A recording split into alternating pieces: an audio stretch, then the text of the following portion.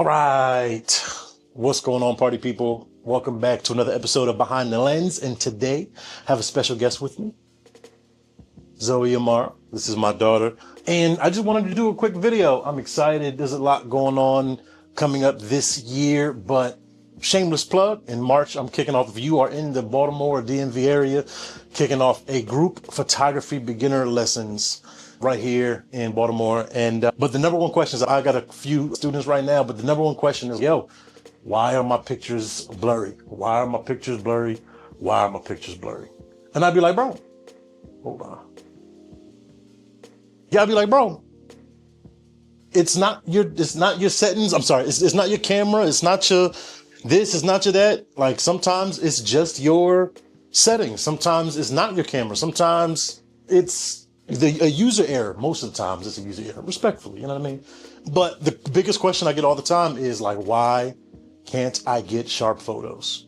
Why aren't my photos sharp? Why aren't my photos sharp? So today I just want to do a quick video, and it is 5 quick tips, 5 quick steps, how to get sharper images on whatever camera that you have. Right now, today, I'm using a R5C with a 50mm lens, and I'm going to record on this Ninja so y'all can get a look and a feel of how this thing flows. But let's start that. So the number one thing I want to start with is, first off, shoot on manual. Please shoot on manual. Just shoot on manual. Please shoot on manual. You need to be able to have control over your equipment at all times. So shoot on manual so you can be the one in control. If you don't feel comfortable shooting on manual, practice on manual. But neither here nor there. First thing is first, we're going to talk about shutter speed. Right now, I am at 1/250. That's a standard for me. I'll get back to that in a second. But the more motion that's happening, the higher you want your shutter speed. The less motion, you can get away with bringing your shutter speed down. But Zoe's going to come over here and she's going to do some seated jumping jacks, and I'm going to bring my shutter speed. See this number on the bottom left? That's my shutter speed. That's your shutter speed. Go ahead and do some seated jumping jacks. The more motion that's going on and the lower my shutter speed, the more I'm going to get images that look like that. All right. So, boom. Easy fix for things like this. What you want to do is bring up your, you can stop. You want to bring up your shutter speed. Go ahead and give it to me again. Do it again. As you can see, even with the movement, that's still a little, you know what I mean, but with the movement, the higher the shutter speed is. It's like when you blink. The faster you blink, just that one small piece that you allowed in, versus the slower you blink, whatever motion blur happens during that time, you're going to get it. Practice with running water, practice with a waterfall or a stream. You can get some dope looking effects on the low shutter speed side with some of the motion blur, but only if you want to be intentional about it. So what then happens then? Folks say, all right, cool, boom.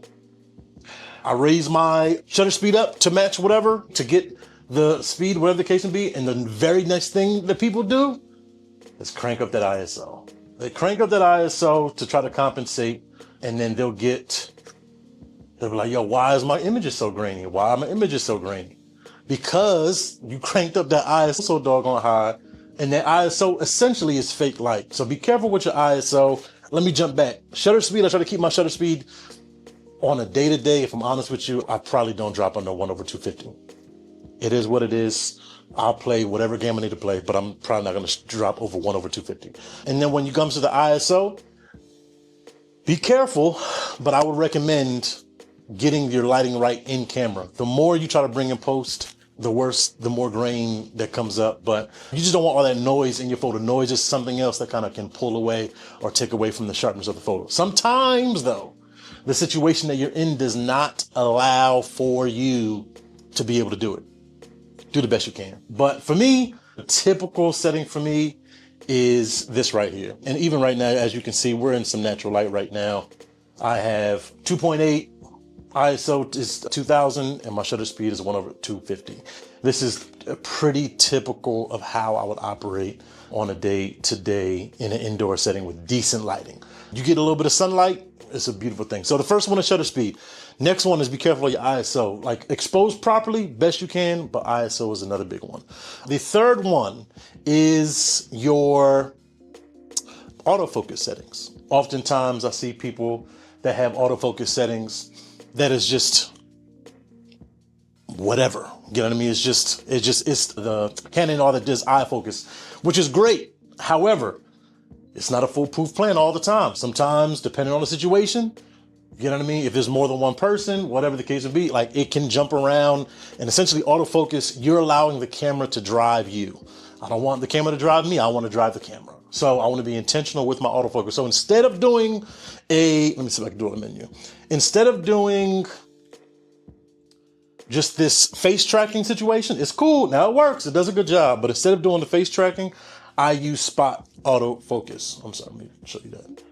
So again, like I said, it does a good job, but if you're doing equipment or things or people, back of heads, if it can't see an eye, if it's low light, whatever, you'll have a hard time with that one. But instead of doing the face tracking, I do spot autofocus.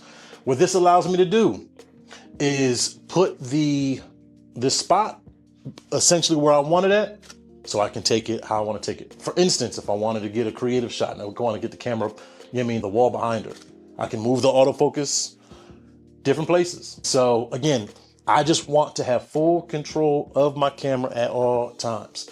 So I'm either gonna go, so again, number one, check your shutter speed. Number two, be mindful of your ISO. Number three is turn off the face tracking and all that kind of stuff. Get a autofocus situation. Number four is your f-stop. This is your aperture. This is a big one. TJ, come here, bro. Now, I have a lens here. Go stand next to Zoe. Go stand behind Zoe. This is my other star of the show.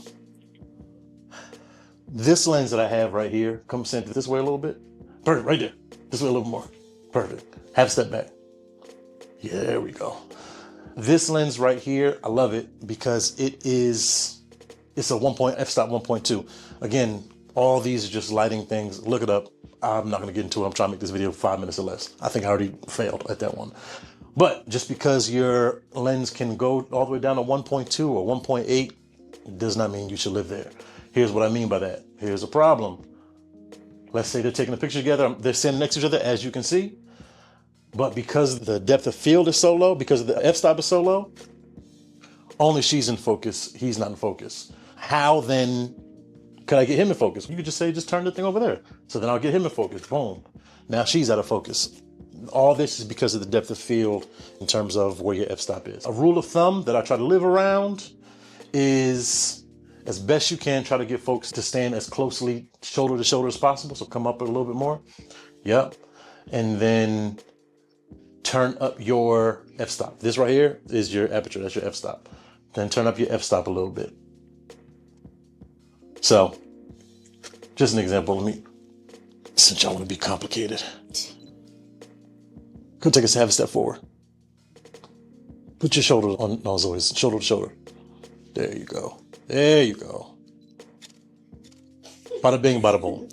So, thank you, son. You can have a seat right there since just so we can finish up. Number one, what's up, man?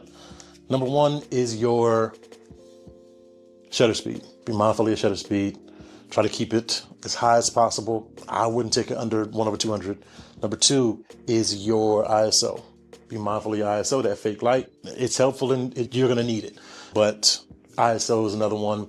And then your aperture, be mindful of your aperture in terms of multiple people. If you're just doing one person, you can get away with whatever you want to get away with. And then the other one is your autofocus settings. So listen, I want to end here, but in short, those are a few quick ways that you can have sharper photos. There's a whole bunch of other things. Make sure your lens isn't blurry. Make sure you're taking good care of your equipment. Make sure you have your autofocus turned off. Sometimes there's this little button on the side.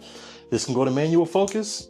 And now I'm in manual. Hey, just make sure you know your equipment. And the other big thing is do your best to try to stay in manual mode, because when you're in automatic, it'll shoot your stuff wherever it wants to shoot it. So be mindful of those things. I feel like I forgot one. You know what? I did forget one. Biggest thing. First, this is big. And I can't believe I forgot this one. The fifth one, final one, bonus one, however you want to call it, is a user error. Do your best to try to stay still. This was a bad example because I'm on a tripod right now, but do your best to try to stay still. Sometimes if your hands are shaking or your body is moving, you can have a lot of motion in the image as well. So shutter speed, watch your shutter speed, watch ISO. You watch your shutter speed, watch ISO, watch your f-stop, watch your, my daughter's making all these movements in the back here. Watch all the things I said before and do your best to get some sharper photos. So hopefully this was helpful. Let me know if you have any questions. Until next time.